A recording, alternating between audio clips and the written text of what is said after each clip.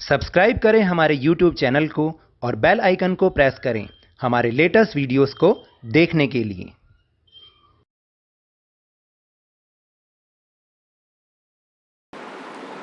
Hello and welcome to Lovneesh sir की class.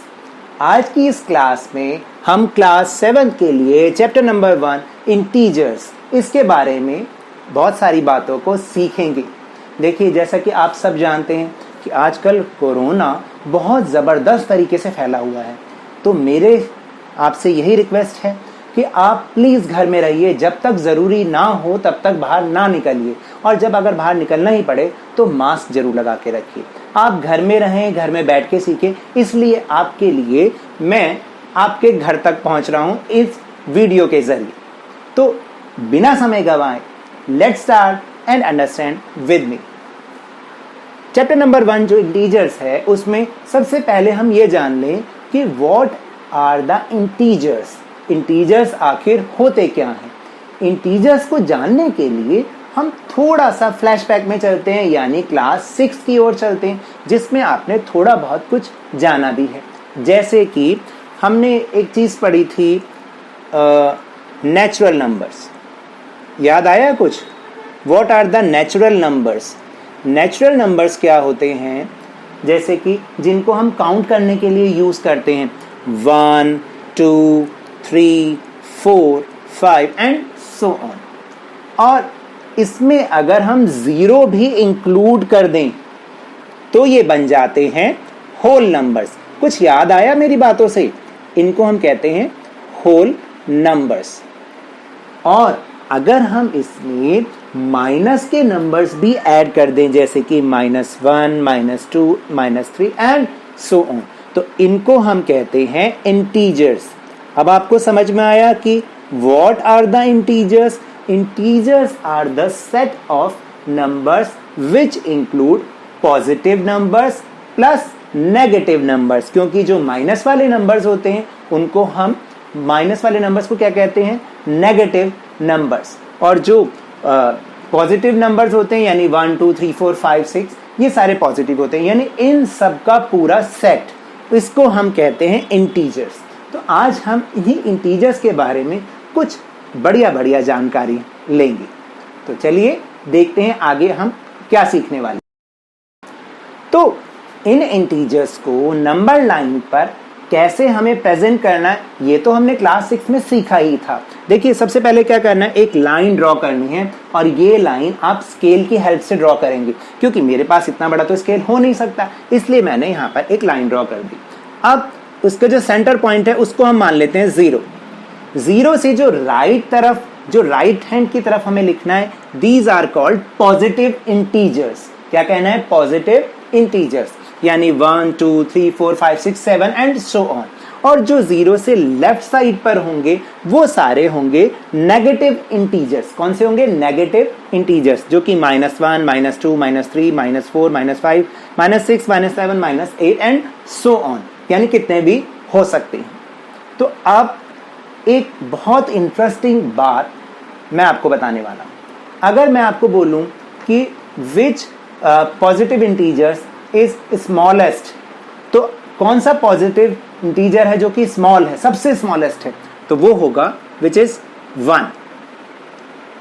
ठीक है। और बिगेस्ट तो हम कह ही नहीं सकते, क्योंकि नंबर्स तो आगे बढ़ते ही जा रहे हैं। लेकिन अगर मैं बोलूं बिगेस्ट नेगेटिव इंटीजर कौन सा है, विच इज -1। क्योंकि याद रखिएगा, माइनस के जो इंटीजर्स होते हैं उसमें वैल्यू जितनी बढ़ती जाएगी वो नंबर उतना ही लेस होता है, उतना ही स्मॉल होता जाता है। ये बात नेगेटिव इंटीजर्स के बारे में आपको याद रखनी पड़ेगी। तो यानी जो पॉजिटिव इंटीजर में जो छोटा होगा वो छोटा है, और जो बड़ा है वो बड़ा ही होगा। लेकिन नेगेटिव इंटीजर्स में उल्टा होता है। नेगेटिव इंटीजर्स में क्या होता है? जो सबसे छोटा है वो सबसे बड़ा होता है। ठीक है।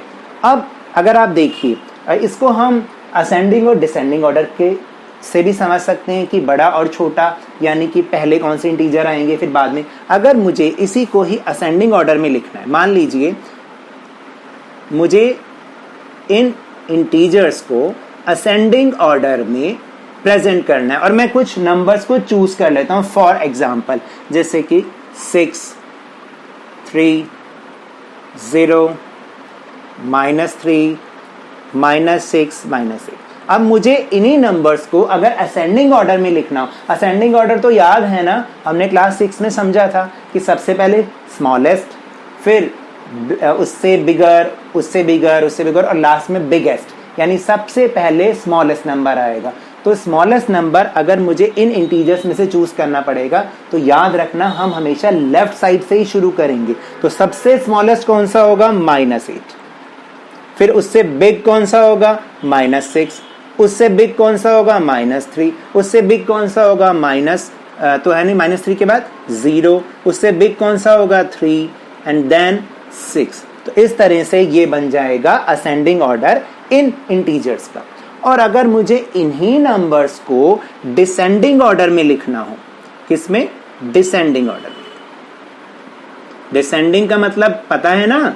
डिसेंडिंग का मतलब होता है पहले बिगेस्ट, फिर उससे smaller, smaller, smaller and smallest. और अगर मुझे इन्हीं को ही ऐसे लिखना हो डिसेंडिंग ऑर्डर में, तो मैं सबसे पहले बड़ा नंबर चूज करूंगा, वो होगा 6। और वो हम हमेशा राइट से शुरू करेंगे, लेफ्ट की तरफ।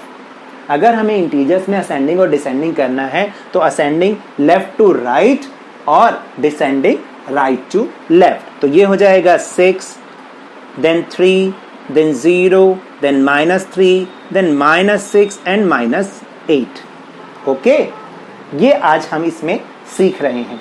अभी हम आगे एक और टॉपिक करने जा रहे हैं। अब जो नेक्स्ट टॉपिक है बहुत ही इजी है, आपकी बुक में भी दे रखा है, additive inverse. What is additive inverse? यानी जो भी नंबर लिखा है, अगर पॉजिटिव इंटीजर लिखा है तो हमें उसका नेगेटिव इंटीजर लिखना पड़ेगा, और अगर नेगेटिव इंटीजर लिखा है तो हमें उसका पॉजिटिव इंटीजर लिखना पड़ेगा। बहुत ही इजी है और आपको पेपर में भी आ सकता है। जैसे लेट्स टेक एन एग्जांपल, अगर -10 है तो उसका एडिटिव इनवर्स क्या होगा? 10। अब आप कहेंगे आपने प्लस का 10 क्यों नहीं लगाया? तो चाहे मैं +10 लिखूं या ना लिखूं तब भी कोई फर्क नहीं है, इसलिए हम प्लस का साइन नॉर्मली लगाते नहीं हैं। तो -10 का एडिटिव इनवर्स क्या हो जाएगा? 10।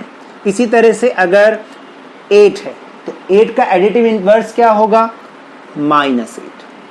ओके, अच्छा, अगर 1 है तो 1 का एडिटिव इनवर्स क्या होगा? -1। So easy. और मजे की बात बताऊं, अगर याद रखिएगा, अगर हम किसी नंबर में उसका एडिटिव इनवर्स को प्लस करते हैं, किसी नंबर में उसको एडिटिव इनवर्स को अगर हम जोड़ते हैं, प्लस करते हैं, तो आंसर 0 आता है। जैसे अगर ये वाला है, देखिए -1, -10 और इसमें हमने +10 कर दिया तो इसका आंसर क्या आएगा? 0, क्योंकि 10 - 10 0। और अगर इसको हमने करना है 8 एंड -8 तो इसका आंसर भी 0 ही आएगा। ठीक है, इस तरह से हम एडिटिव इनवर्स को करेंगे और ये होता है एडिटिव इनवर्स। तो ये तो थी आज की क्लास। अगर मेरे इस तरह समझाने से आपको थोड़ा सा भी समझ में आया हो तो इस चैनल को ज़्यादा से ज़्यादा लाइक कीजिए, सब्सक्राइब कीजिए और इस वीडियो को बहुत ज़्यादा शेयर कीजिए, ताकि आपके जैसे बहुत सारे स्टूडेंट्स इस वीडियो से फ़ायदा ले सकते हैं। और हाँ, याद रखिएगा, मैंने पहले भी कहा, जब तक ज़रूरी ना हो अपने घर से बाहर ना निकलिएगा, और अगर निकलना ज़रूरी हो तो मास्क जरूर लगा के जाएं।